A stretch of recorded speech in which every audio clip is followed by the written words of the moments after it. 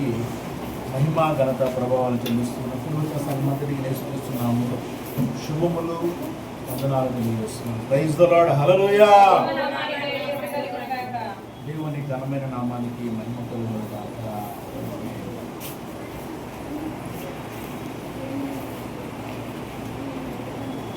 దేవుని స్తోత్రములు. చూడండి, యేసుక్రీస్తు ప్రభువారు ఆయన బోధ చేస్తున్నటువంటి సమయంలో ఆయన బోధ చేసేటప్పుడు అందరికి ఎలా ఉందంటే ఇదేదో కొత్తగా ఉంది అని అనిపించింది. బోధ వాళ్ళందరికీ వినేవాళ్ళకి ఎలా అనిపించిందంటే కొత్తగా ఉంది. ఇంతకుముందు ఎవ్వరూ కూడా ఇలా చెప్పలేదే, మన శాస్త్రులు ఎవరో చెప్పలేదు, ఇలాగా మన పరిశీలు ఎవరో చెప్పలేదు. నిజమే కదా. వాస్తవానికి యేసుక్రీస్తు ప్రభు వచ్చేంత వరకు కూడా వాళ్ళందరూ పాపము, అంటే ఆయన వచ్చి బోధించేంత వరకు అందరూ పాపంలో ఉన్నారని ఎవరికి తెలియదు. ఈరోజు తెలుసా అందరికీ పాపంలో ఉన్నారని? పాపంలో ఉన్నారని తెలుసా అందరికీ? లోకంలో ఉన్నవారికి పాపంలో ఉన్నామని తెలుసా? అవునా? అంటే కారణం ఏంటి? సత్యం కాదు. పాపం గురించి చెప్పిన ఒక్క దేవత లేదు వాళ్ళకి. పాపం గురించి మాట్లాడిన ఒక దేవుడు లేడు వాళ్ళకి.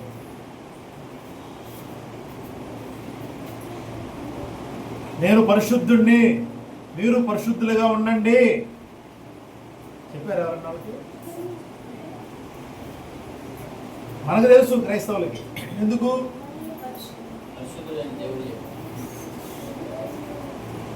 ఎందుకు చెప్పండి.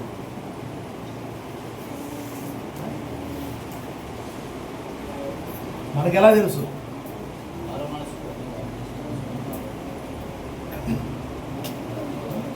మనకి ఎలా తెలుసు?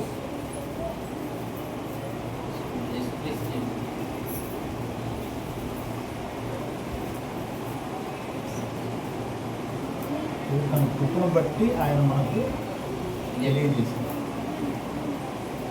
నేను పరిశుద్ధుడిని కనుక మీరు పరిశుద్ధులే.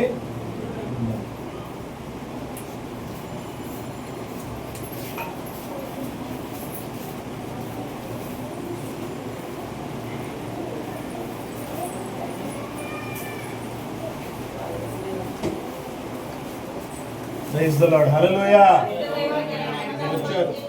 అటు కూర్చోరా. మాట్లాడకుండా కూర్చోవాలి, అర్థమైందా? అది కాము కూర్చోవాలి.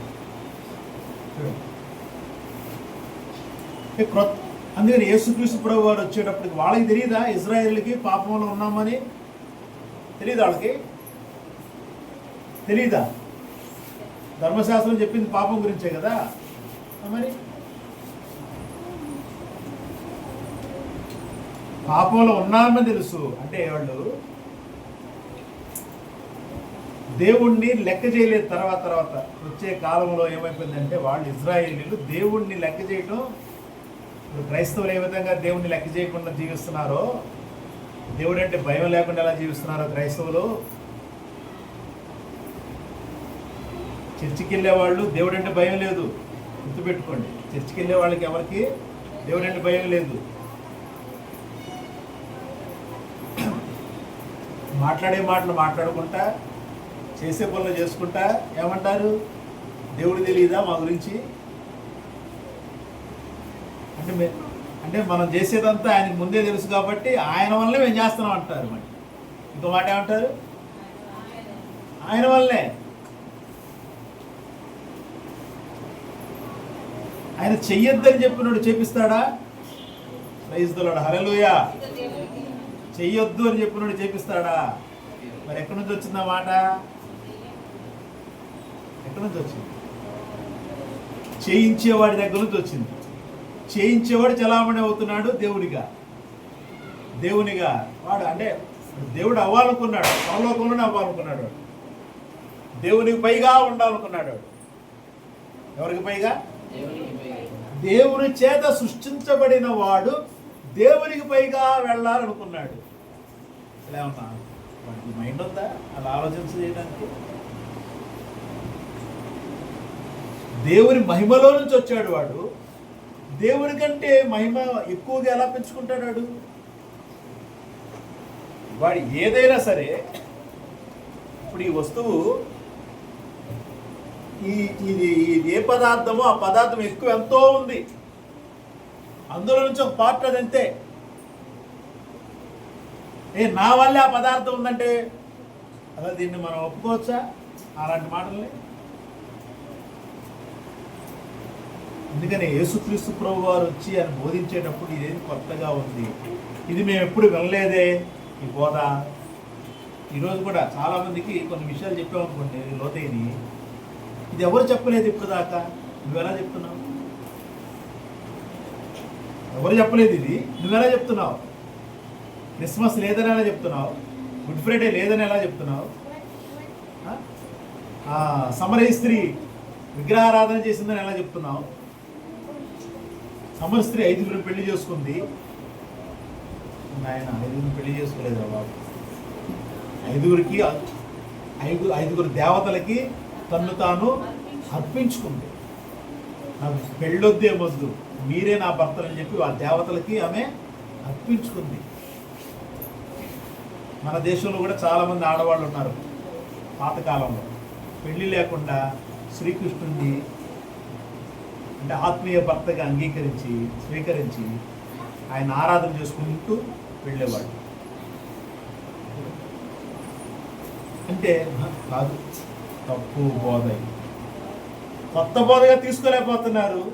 ఎవరు చెప్పని విషయాలుగా తీసుకోలేకపోతే కారణం ఏంటంటే వాళ్ళకి దేవుని యొక్క ఆత్మ ద్వారా విషయాలు తెలియబడలేదు. వాక్యములో ఉన్నది కూడా వాళ్ళు అర్థం చేసుకోలేకపోయారు. అందుకని క్రొత్తదిగా ఉంది. యేసుక్రీస్తు ప్రభు వారి బోధ కూడా క్రొత్తదిగా ఉంది. సరే, ఇకపోతే మన యొక్క జీవితంలో దేవుడు యేసుక్రీస్తు ప్రభు వారు కొన్ని మాటలు చెప్పాడు, చాలా ఉపమానాలు చెప్పాడు. చూడండి, మత్తయి సువార్త 9వ అధ్యాయం.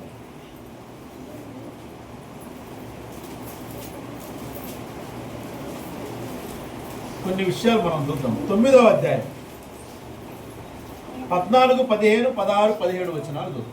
అప్పుడు యోహాను శిష్యులు ఆయన యొద్దకు వచ్చి పరిసయ్యులను మేమును తరచుగా ఉపవాసం చేయుచున్నాము గాని నీ శిష్యులు ఉపవాసం చేయరు, దీనికి హేతువేమని ఆయనను అడగగా, యేసు పెండ్లి కుమారుడు తమతో కూడా నుండు కాలమున పెండి ఇంటి వారు దుఃఖపడగలరా? పెండ్లి కుమారుడు వారి యొద్ద నుండి కొనుక్కోబడి దినములు వచ్చును, అప్పుడు వారు ఉపవాసం చేతురు. ఎవడును పాత బట్టకు కొత్త బట్ట మాసిక వేయుడు, వేసిన మాసిక బట్టను వెలికిపరచును, మరియు పాత తిత్తులలో కొత్త ద్రాక్షారసం పోయరు, తిత్తులు పిగిలి ద్రాక్షారసము కారిపోవు, తిత్తులు పాడగు. క్రొత్త తిత్తులలో పోయుదురు, అప్పుడు ఆ రెండును చెడిపోక ఉండునని చెప్పాను. యోహాను శిష్యులు వచ్చారంటే యేసు దగ్గరికి, మేము పరిసయ్యులు తరచుగా ఉపవాసం చేస్తున్నాం, మీ శిష్యులు ఎందుకు చేయరు అంటే దానికి ఆయన ఏం చెప్పాడు సమాధానం? పెండ్లి కుమారుడు వారితో ఉన్నప్పుడు వారు దుఃఖంలో ఉండరు. పెండ్లి కుమారుడు వెళ్ళిపోతాడు, ఇక్కడ నుంచి వెళ్ళిపోయే రోజులు వస్తాయి, అప్పుడు వాళ్ళు ఉపవాసం చేస్తారు. అంటే దుఃఖపట్టం అని అంటే పెండ్లి కుమారుడు ఉన్నప్పుడు సంతోషమే కదా, అవునా? హంగామాగా ఉంటుంది పెండ్లింగ్, అవునా? మామూలుగా ఉండదు. 7 రోజులు 14 రోజులు 25 రోజులు ఇలా ఉంటాయి పెళ్ళిళ్ళు. కోటీశ్వరులు అయితే 20 రోజులు, దాదాపు 4 రోజులు చేస్తూనే ఉంటారు. అన్ని రకాల కార్యక్రమాలు పెట్టుకుంటారు. సంతోషం, పెండ్లి కుమారుడు ఉంటాడు కాబట్టి. పెండ్లి కుమారుడు వెళ్ళిపోయిన తర్వాత వాళ్ళు ఉపవాసం ఉంటారంటే అలాంటి హంగామాలు ఇంకా ఉండవు కదా, అదే ఉపవాసం అక్కడ. అంటే ప్రభువు చెప్పిన దుఃఖపడటం గురించి. సరే, కాబట్టి తర్వాత ఇక్కడే మనం చూడాల్సింది, ఎవడును పాత బట్టకు క్రొత్త బట్ట మాసిక వేయుడు. ప్రైజ్ ది లార్డ్, హల్లెలూయా. ఇంకో మాట మనం చూడొచ్చు. అపోస్తలుల పౌలు కొరింథీ పత్రికలో అంటాడు ఏంటంటే, అక్కడ నేను మామూలుగా వాక్యం చెప్తున్నాను. ఒక ముద్ద అంతా పులిసిపోతే అందులో చిన్న ముద్దైనా పులిసిపోయిందే కదా వచ్చేది. ఇప్పుడు కొత్తగా చేసిన పిండిలో ఈ పులిసిపోయిన దాన్ని కొంచెం కలిపిన ఏమైంది, మొత్తం పులిసిపోయింది. అవునా? అది మనకి ప్రతి కుటుంబంలో అది ఒక అనుభవమే. అంటే పాతదైన పులిపిండి ఏమాత్రము కూడా కొత్త దానిలో కలవకూడదు. ఇప్పుడు మనం ఏం నేర్చుకోవాలి? క్రైస్తవులముగా, క్రొత్త నిబంధన క్రైస్తవులముగా మనం ఉన్నాం. క్రైస్తవులు అంటే ఎవరు? క్రొత్త నిబంధనలో నుంచి వచ్చిన వాళ్ళు. ఏ క్రొత్త నిబంధన? క్రొత్త నిబంధన అంటే ఏంటి? క్రొత్త నిబంధన అంటే ఏమా? క్రొత్త నిబంధన అంటే ఏంటి చెప్పాలి. క్రొత్త నిబంధన అంటే ఏంటి? అది వేరు. క్రీస్తు రక్తముతో తయారైనటువంటి ఒక నిబంధన. నా రక్తము వలనైనా క్రొత్త నిబంధన. ఎవరి రక్తం వలన అయింది? అది ప్రభు యేసుక్రీస్తు రక్తం వలన వచ్చిన క్రొత్త నిబంధన. అంటే దాని అర్థము ఆయన రక్తములో కడుగబడినటువంటి సమాజము, క్రొత్త నిబంధన సంఘము సమాజం. క్రొత్త నిబంధన సమాజం అంటే అర్థం ఏంటంటే, ప్రభు చెప్తున్నాడు, పౌలు గారు చెప్పినారు, ప్రతిదీ కూడా మనం చాలా జాగ్రత్తగా ఆలోచించాలి. ఎవడైనా క్రీస్తునందు నేను వాడు క్రొత్తమైందా అంటే ఇప్పుడు మనం ఎవరో క్రొత్త పాత? ఇక్కడ ప్రభు ఏమంటున్నాడు? క్రొత్త ద్రాక్షారసము క్రొత్త తిత్తుల్లోనే పోయాలి. పాత బట్టకి క్రొత్త బట్టను మాసిక వేయకూడదు. అంటే కొత్త బట్టకి కొత్తదనమే వేయాలి. అది సేమ్ అలాంటిది తీసుకొని ఏదైనా ఒక కొత్తది కొనుక్కున్నారు, ఏదో చినిగింది, ఇవన్నీ ఏం చేస్తారు? దానిలోనే చిన్న పాటు తీసుకొని దానికి అది ఏదో అది కనబడకుండా చేస్తారు. అలాగే క్రొత్త ద్రాక్ష రసాన్ని క్రొత్త తిత్తుల్లోనే పోయాలి. పాత తిత్తుల్లో పోస్తే ఏమైంది? ఆ తిత్తులు పగిలిపోయి రసమంతా పోతుంది. అలాగే మన విశ్వాస జీవితంలో కూడా పాతదైనటువంటి జీవితంలో ప్రభు ఇచ్చేటటువంటి క్రొత్తదనం ఏమాత్రం కూడా ఏమడదో ఉండదు. గుర్తుపెట్టు. పాతదే మనల్ని ఏం చేస్తుంది? ఇన్ఫ్లుయెన్స్ చేస్తూ ఉంటుంది. ఆలోచించేయండి సార్, ఆలోచించండి. కొత్తదనం ఏమన్నా అనుభవిస్తున్నామా? క్రీస్తులో కొత్తదనం ఏమన్నా అనుభవిస్తున్నాము? నిన్నటికి వాళ్ళకి ఏంటి తేడా? మన విశ్వాస జీవితంలో నిన్నటికి వాళ్ళకి ఏంటి తేడా? రేపేం తేడా ఉంటుంది? ప్రతిరోజు ఏ తేడాలో మనం ఉంటున్నాం? ప్రతిరోజు మన జీవన విధానం ఏంటి? నూతనమైనటువంటి సృష్టి. ఈ నూతనమైన సృష్టిలో నూతనత్వం ఉందా, లేక పాత స్వభావం ఉందా? ఎవడైనా క్రీస్తునందు నేను వాడు నూతన సృష్టి.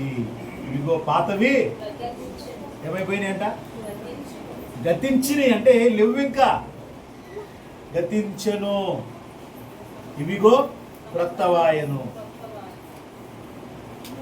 కొత్తవైందా? ఏమన్నా కొత్తదనం ఏమన్నా ఈరోజు మన విశ్వాస జీవితంలో నిన్న మొన్నటికి ఈ రోజుకి కొత్తదనం ఏమన్నా ఉందా? చెప్పండి.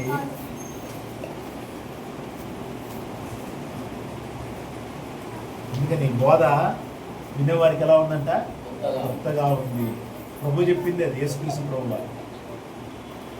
ఈ మాటలని చెప్పేసరికి వాళ్ళకి అర్థం కాల. శిష్యులకి కొంతమందికి అర్థమైంది, అందరికి అర్థం కాల.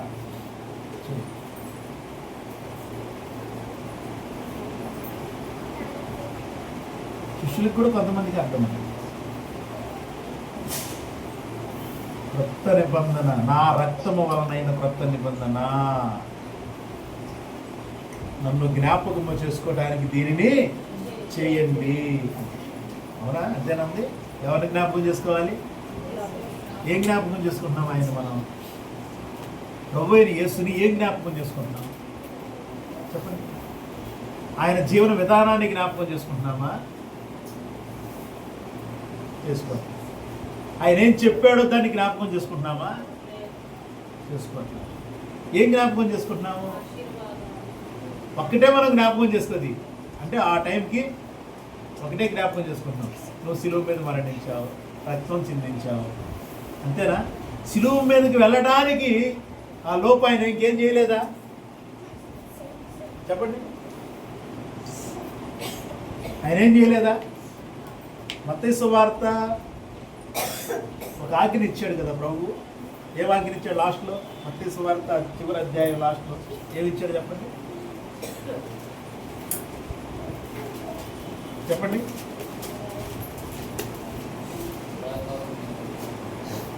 19వ వచనం, 28వ అధ్యాయం 19వ వచనం చూడండి. కాబట్టి మీరు వెళ్ళి సమస్త జనులను శిష్యులుగా చేయుడి, తండ్రి యొక్కయు కుమారుని యొక్కయు పరిశుద్ధాత్మ యొక్క నామములోనికి వారికి బాప్తిస్మం ఇచ్చుచు. 20వ వచనం, నేను మీకు ఏ సంగతులు ఆజ్ఞాపించుదునో వాటి అన్నిటిని గైకొనవలెనని వారికి బోధించుడి. ఇదిగో నేను యుగ సమాప్తి వరకు సదాకాలం మీతో కూడా ఉన్నాను అని వారితో చెప్పు. నేను చెప్పాడు ఆయన, నేను మీకు ఏ సంగతులను ఆజ్ఞాపించుదునో వాటన్నిటినీ గైకొనవలెనని వారికి బోధించుడి.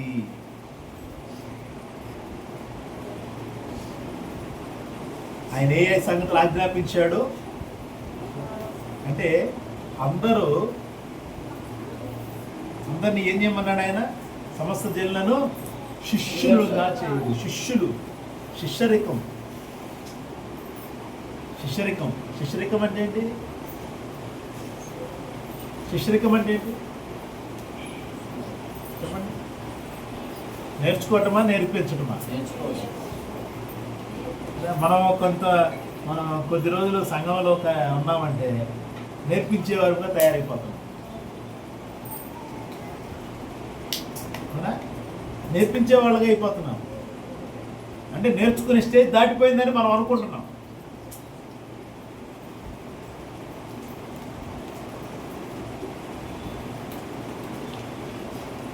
3.5 సంవత్సరాలు ప్రభు వెనకాల వాళ్ళందరూ తిరిగారు శిష్యులు. మధ్యలో 1 సంవత్సరం తర్వాత, 2 సంవత్సరాల తర్వాత మధ్యలో వాళ్ళ మీద చేతుల నుంచి ప్రార్థన చేసి వాళ్ళని సువార్తకు పంపించాడు ఆయన.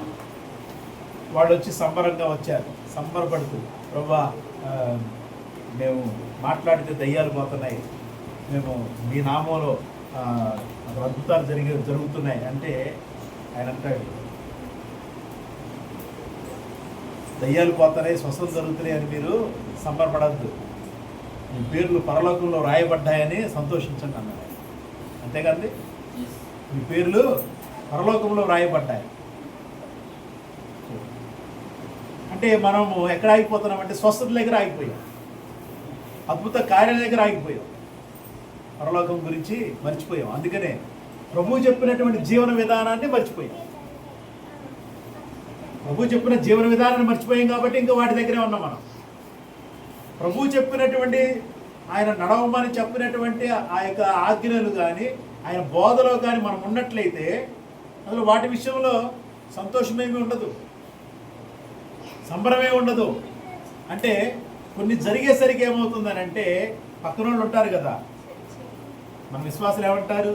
అద్భుతాలు జరిగినాయి, అయ్యగారు ఇన్ని అద్భుతాలు జరిగినాయి, వెంటనే మనము మీటింగ్ పెట్టాలి. అయ్యగారు ఇన్ని అద్భుతాలు జరిగినాయి, వెంటనే మనము తీసి ఇవన్నీ యూట్యూబ్లో పెట్టాలి. అవునా కదా? అంటే అక్కడ ఏమవుతుంది? సేవకుడు ఘనత పొందుకుంటున్నాడు. ఆ ఘనత పొందుకొని ఆ ఘనత అందరికీ తెలియపడాలని ఏం చేస్తున్నాడు? ఎస్, మీరు అన్నట్టే వెళ్ళిపోతున్నాడు. అప్పుడు ఏమవుతుంది? ఫలానా పాస్టర్ గారు తర్వాత ప్రచారం ఎలా జరుగుతుంది? ఎలా సాగుతుంది? రండి, స్వస్థత పొందండి, రండి, అద్భుతాలు పొందండి. ఇక్కడ తప్ప ఇంకెక్కడ అద్భుతాలు అంటారు విశ్వాసులు వెళ్ళి. ఇప్పుడు ఎక్కడ జరుగుతున్నాయండి అద్భుతాలు? ఇక్కడే.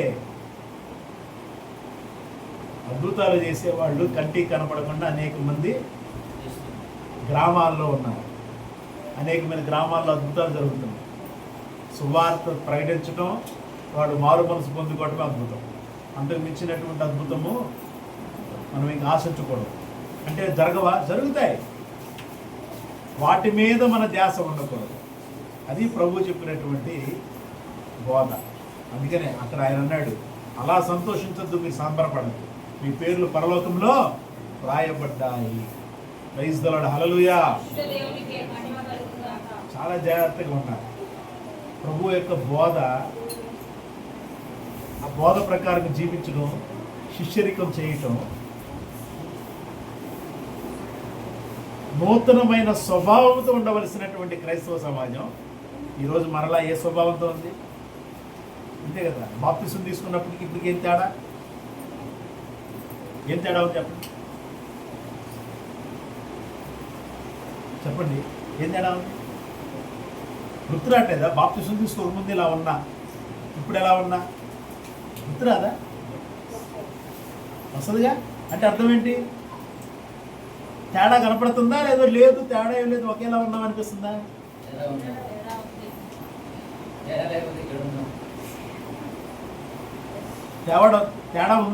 ఏం తేడా ఉంది చెప్పండి. మీరు అనుకుంటున్నారు తేడా ఉంది, ఇక్కడ కూర్చోవడం తేడా కాదు. జీవన విధానంలో తేడా ఉందా? జీవించే జీవన విధానంలో తేడా ఉందా?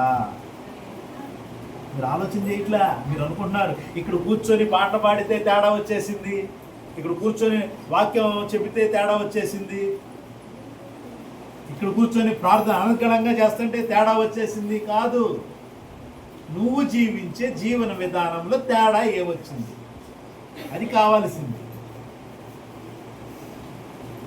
ప్రైజ్ ది లార్డ్, హల్లెలూయా. అర్థమైందా?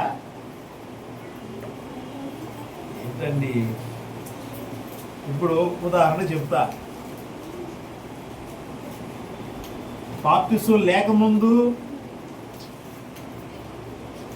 కష్టపడి సంపాదించాడు, బాప్తిసం తర్వాత కష్టపడుతున్నాడు. ఏంటి తేడా?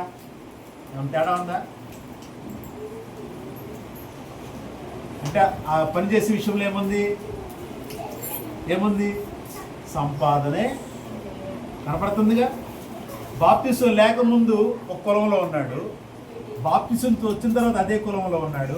ఏం తేడా ఉంది?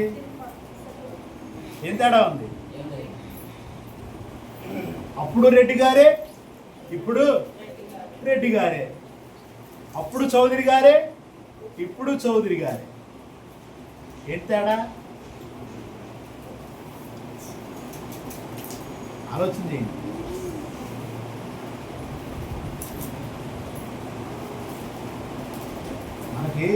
మనం ఏమనుకుంటున్నామంటే అదే ఒక మాట చెప్తారు, బావిలో కప్ప అదే లోకం అనుకుంటుంది. అవునా? బావిలో కప్ప ఏమనుకుంటుంది?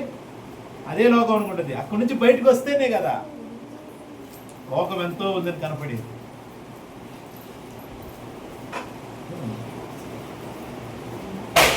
అందుకనే మనము మన మైండ్లోనే ఉండి దీన్ని చూస్తున్నాం, వాక్యాన్ని చూస్తున్నాం. మనం ఎక్కడుండి వాక్యాన్ని చూస్తున్నాం? మన మైండ్లో ఉన్నాం, మన మైండ్లో ఉండి వాక్యాన్ని చూస్తున్నాం అంతే. అంతవరకే. మనలో గొప్ప మార్పు అంటూ ఏమీ లేదు. వాస్తవాన్ని ఒప్పుకోవాలి. మనలో కొన్ని మార్పులు ఉంటే ఉండొచ్చు, బట్ కానీ మారవలసిన స్థితిలో ఇంకా మనం మారలేదు. అవునా? ఇక్కడ కూర్చుంటే మనలో మార్పు వచ్చేసింది, ఇక్కడ మనం ప్రార్థన చేస్తుంటే వచ్చేసింది. దేవుని ఆత్మాభిషేకము, ఆ అభిషేకములో ఉన్నటువంటి ఆ స్థితి వేరు. ఎప్పుడు ఆత్మలో ఉంటావు, నీలో మార్పు అంటే అదే. అంతకుముందుకి ఇప్పుడు తేడా. ప్రైజ్ ది లార్డ్, హల్లెలూయా. అంతకుముందుకి ఇప్పుడు తేడా ఏంటంటే, అంతకుముందు ఆత్మ అంటే ఏంటో తెలియదు, అంతకుముందు వాక్యం అంటే ఏంటో తెలియదు. ఇప్పుడు ఏంటి తేడా? దేవుని ఆత్మలో ఉంటావు, వాక్యంతో ఉంటావు. ఇది తప్ప వేరొక లోకము లేదు, వేరొక జీవితం లేదు అనుకుంటావు. ఓకే, నీ పని నువ్వు చేసుకోవాలి. కానీ అదే ధ్యేయం కాదు, అదే ధ్యేయం కాదు, అదే లక్ష్యం కాదు, అదే గురి కాదు. అందుకని అంటే మన ప్రార్థన, మన ఆత్మీయ జీవితము దీని మీదే ఉండాలి. ఎప్పుడైతే దేవుని వాక్యము, దేవుని ఆత్మ, దేవుని నడిపింపు మీద ఉంటుందో అప్పుడు ఈ లోకములో మనకంటూ ఒక ప్రత్యేకమైన స్థానం దేవుడిస్తాడు. అంతేకాదు మనం ప్రత్యేకించబడినటువంటి స్థితిలో ఆయన మనల్ని చూసి మన పట్ల ఆయన కార్యాలు చేయడం ప్రారంభిస్తాడు. మనం అది గుర్తించాలి. అందుకనే పాత తిత్తుల్లో కొత్తది వేయకూడదు, ఉండవది. అందుకనే పాత జీవన విధానంలో ఉన్నాం కాబట్టి క్రొత్తదైన దేవుని వాక్యము, ఆత్మ మనలో ఉండట్లేదు. అవి ఉండాలంటే ఇదిగో సమస్తము కొత్తవాయను. ఊరికెళ్ళలేదు ఆ మాట. ఎవడైనా క్రీస్తునందుని వాడు దేవుని నూతన సృష్టి.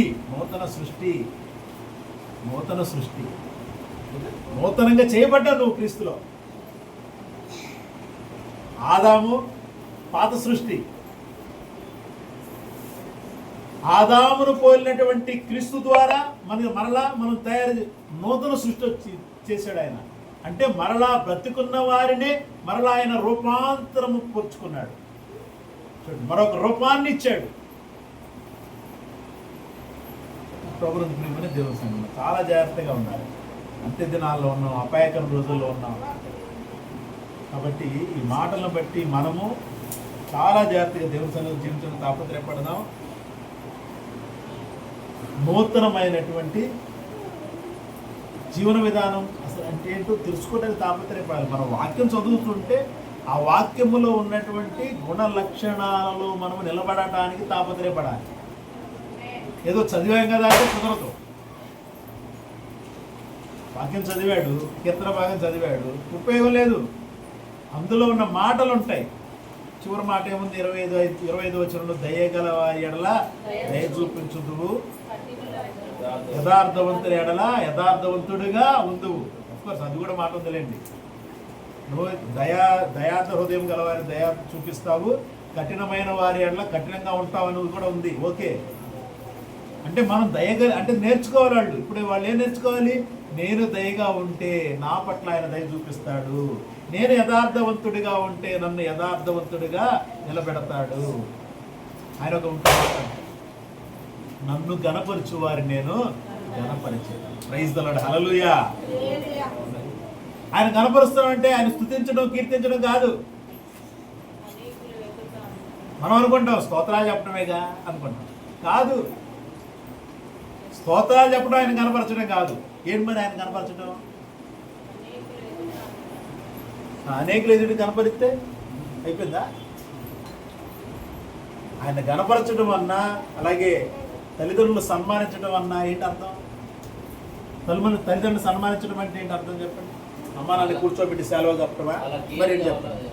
మరి దేవుడిని కనపరచడం అంటే ఏంటి? దేవుడిని కనపరచడం అంటే ఏంటి? అలాంటిదే కదా. ఆయన చెప్పిన మాట ప్రకారంగా నువ్వు చెయ్యటము, విధేయుడిగా అవిధేయతలను వదిలిపెట్టి జీవించడం, ఆయన గణపరచడం. ఆ ఘనతలో నుంచే స్తోత్రాలు వస్తాయి. ఆ ఘనతలో నుంచి ఆయన కీర్తించేది వస్తుంది. ఆ ఘనతలో అంటే నువ్వు ఏ విధంగానైతే వాక్యాన్ని బట్టి వెళుతూ ఉన్నావు అప్పుడే స్తుతించగలవు, కీర్తించగలవు, గణపరచగలవు. వాక్యాన్ని పక్కన పెట్టినా ఎందుకు కీర్తించలేమా, స్తుతించలేమా, పాటలు పాడలేమా? పాడుతున్నాగా, అవునా కదా? ఉన్నారు లోకంలో ఎంతమంది లేరు?